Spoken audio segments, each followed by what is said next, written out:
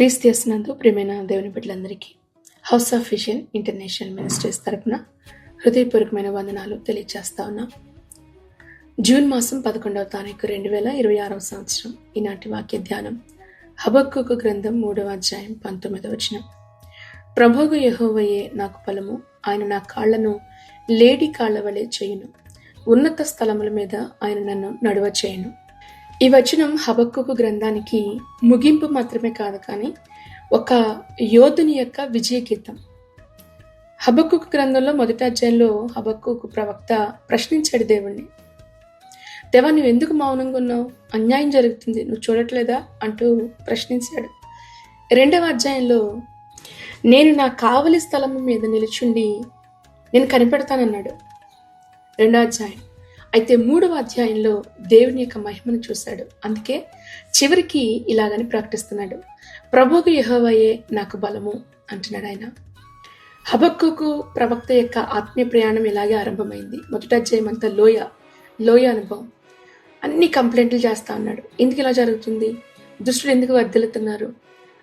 ఎందుకు నీతి ఇంకా శ్రమించబడతా ఉంది? ప్రార్థనకు సమాధానం ఎందుకు రావటం లేదు? ఇవన్నీ కూడా ప్రతి విశ్వాసి ఎదుర్కొనే మొదటి స్థాయి. కీర్తనల గ్రంథం 22వ అధ్యాయం 1వ వచనంలో కూడా, నా దేవా నన్ను ఎందుకు చేయి విడిచిపెట్టావని దావీదు అడిగినట్లుగా, యోబు గ్రంథంలో యోబు భక్తుడు 23వ అధ్యాయం 8వ వచనంలో, ఆయన నేను వెతుకుతున్నాను కానీ నాకు కనిపించట్లేదు అంటాడు. ఇలాగనే ఇది ఆరంభం యొక్క స్థాయి విశ్వాస జీవితంలో. 2వ అధ్యాయం వాచ్ టవర్, కావలివాని స్థలం. లోయలో ఏడ్చిన ప్రవక్త ఇప్పుడు గోపురం మీద నిలబడుతున్నాడు. 1వ అధ్యాయం అంతా ఏడ్చాడు లోయలో ఉండి, 2వ అధ్యాయం వచ్చేసరికి గోపురం మీద నిలబడ్డాడు. ఇది గొప్ప ఆత్మీయ సత్యం కదా. మనం చేసే ప్రార్థన వెంటనే సమస్యను పరిష్కరించదు, సమస్యను వెంటనే మార్చదు, కానీ ప్రార్థన మన స్థానాన్ని మారుస్తుంది, మన యొక్క అవగాహనను మారుస్తుంది, మన హృదయాన్ని ఆదరిస్తుంది. ఎక్కడో ఏదో తెలియని కార్యాలు ఏం జరగవు, కానీ ఏదో తెలియని ఒక ధైర్యం వస్తుంది మనలో కదా. లోయలో ఉన్నప్పుడు అంత చిందరవందరగా కనిపిస్తుంది, కానీ గోపురం ఎక్కి చూసినప్పుడు స్పష్టంగా చూడగలుగుతావు ప్రతి విషయాన్ని కూడా. 3వ అధ్యాయం ఉన్నత స్థలం, హై ప్లేసెస్. ఇక 3వ అధ్యాయంలో హబక్కూకు ఏడవటం లేదు. 2వ అధ్యాయం మొదటి అధ్యాయంలో ఏడ్చాడు, 2వ అధ్యాయంలో ప్రార్థన చేశాడు, 3వ అధ్యాయంలో ప్రవచిస్తున్నాడు. భయపడటం లేదు కానీ ఆరాధిస్తున్నాడు. ఇక ప్రశ్నించట్లేదు కానీ ప్రకటిస్తున్నాడు. ఏమైనా తెలుసా? నేను సంతోషిస్తాను, యెహోవాయే నాకు బలం. దేవుడి నిన్ను కూడా లోయ అనుభవంలో నుంచి గోపురపు స్థానానికి, గోపురపు అనుభవంలో నుంచి ఉన్నత స్థానానికి దేవుడు తీసుకుని వెళ్తాడు. ఇక్కడ ప్రవక్త చెప్తున్న మాట ఏంటంటే, లేడి కాళ్ళు అంటున్నాడు ఆయన. లేడి కాళ్ళు.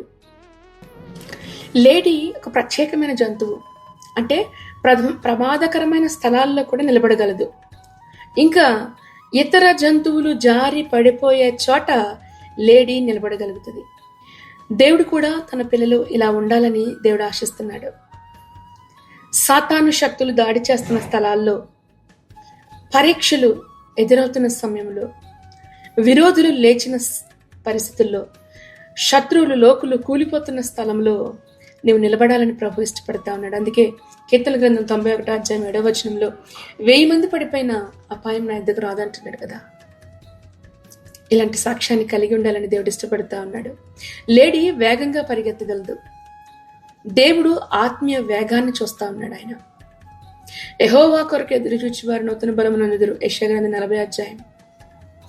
ఫిలిప్పు గాజాకి వెళ్లే మార్గంలో పరిగెత్తాడు. ఎలా పరిగెత్తాడు? రథంతో సమానంగా పరిగెత్తాడు.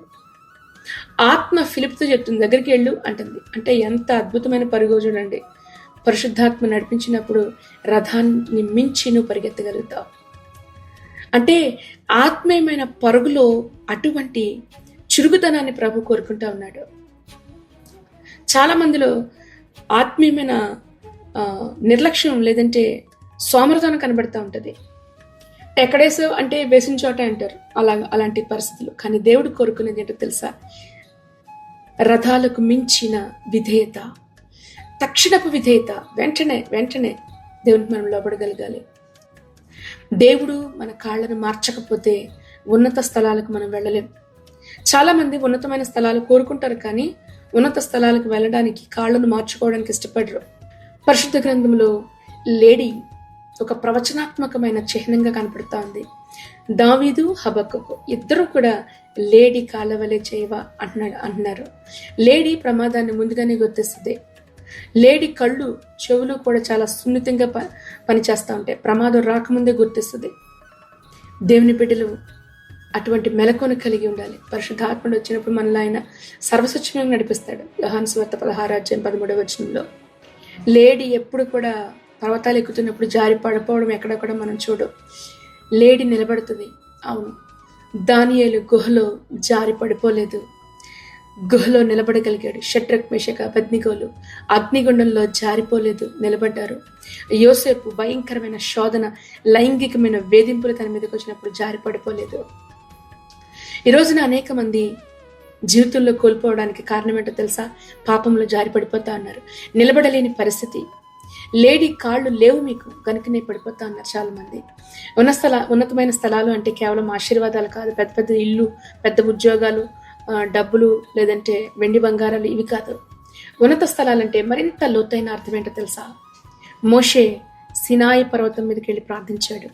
ఏలియా హోరేబు పర్వతం మీద అనుభవం కలిగి ఉన్నాడు. యోహాను పద్మాసు ద్వీపం యొక్క అనుభవాన్ని కలిగి ఉన్నాడు.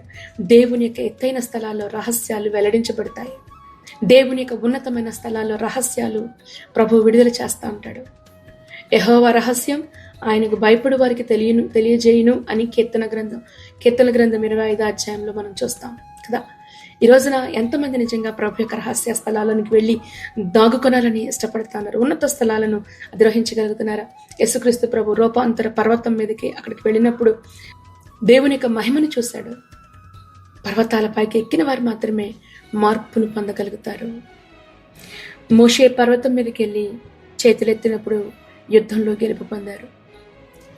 కర్మేలు పర్వతం పైకి వెళ్ళి ఏలియా నిలబడినప్పుడు ఆకాశం మూయబడింది, తీర్పు వచ్చింది, తీర్పును తీసుకురాగలిగాడు. ఉన్నత స్థలాలకు ప్రభు తీసుకుని వెళ్లే ముందు ప్రభు చేసేది ఏంటో తెలుసా? ఒక అరణ్యం ఉంటుంది. నేను ప్రభు అరణ్యంలో నిన్ను నడిపిస్తాడు ఆయన. యోసేపు యొక్క కారణం అరణ్యం ఏంటో తెలుసా? గొయ్యిలో పడేశారు, బానిసత్వానికి అమ్మేశారు, చెరసాలలో వేసేశారు. ఈ అరణ్యం దాటిన తర్వాతే ఉన్నతమైన శిఖరం, సింహాసనం మీదకి ఎక్కాడు. దావీదు గొర్రెల కాపరి, అరణ్యం, భయంకరమైన గుహలు, తిరుగుబాటు, ఆ తర్వాతే రాజ్యం. పౌలు జీవితంలో కూడా లోయ అనుభవాలు, దమస్కు లోయ, అరేబియా దేశం, తనకేం అర్థం కాల. 3.5 సంవత్సరాలు దేవుని యొక్క వాక్యాన్ని క్షుణ్ణంగా నేర్చుకున్నాడు. ఆ తర్వాతే అపోస్తులత్వం. దేవుడు పైకెత్తే ముందు తప్పకుండా విరగొడతాడు ఆయన. లేడీ కాళ్ళు లేకపోతే కనుక ఈ చివరి దినాల్లో నిలబడలేవు.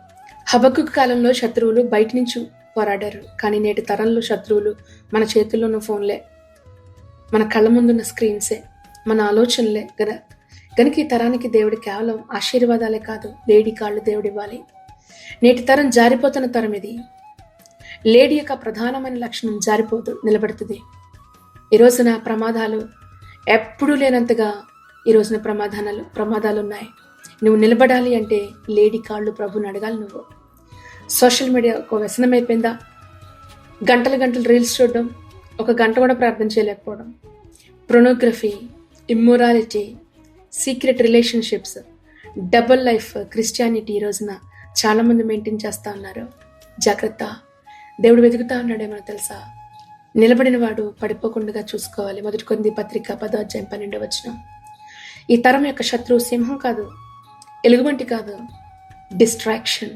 అంటే నీ గురిని, నీ గమ్యాన్ని తప్పించేసేది, నాశనం చేసేస్తుంది.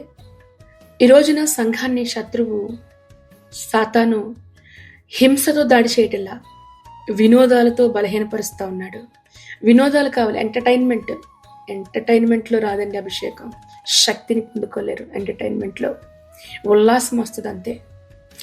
రాజీ పడని పరిశుద్ధత, యోసేపు లాంటి జీవితాలు కలిగి ఉండాలంటే లేడీ కాళ్ళు అవసరం.